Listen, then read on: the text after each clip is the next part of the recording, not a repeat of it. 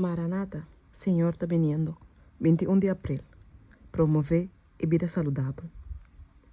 Pensei me roga bolso, romana, para meio de misericórdia de Deus, para apresentar vosso corpo como sacrifício vivo e santo, aceitável para Deus, qual é vosso serviço espiritual de adoração.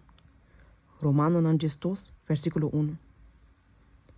É impossível para homem apresentar seu corpo como sacrifício vivo, santo, aceitável para Deus, mientras ele sigue entregar seu mês na costumbre que está privê de vigor físico, mental e moral. Através do apóstolo Tabisa, não seja conforme o mundo aqui, mas seja transformar por meio de renovamento de vossa mente, para você por comprovar que é bom e agradável e perfeita vontade de Deus. Romanos 2, versículo 2.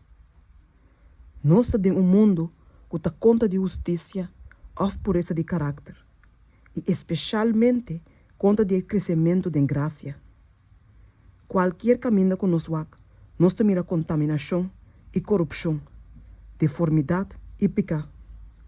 Que com tal tudo isso aqui está, no trabalho que começou a cumprir de nós, diz para mim que nós recebemos regalo de imortalidade. Escuinan de Deus, me separa se mancha, me meio de corrupção que te reina rondinan, tem o último dia aqui. Nan culpa, me servado assim santo e nan espírito puro. Se é trabalho aqui me servado cumprir, é me servado assim mesora, com sinceridade e compreensão. Espírito de Deus me tem controle perfeito, influenciando cada ação. A reformação de saúde é um rama de grande trabalho que está para preparar povo para a venida do Senhor. Homem e mulher não por violar a lei natural, dor de satisfazer apetite degenerar e paixão sensual, sem violar a lei de Deus.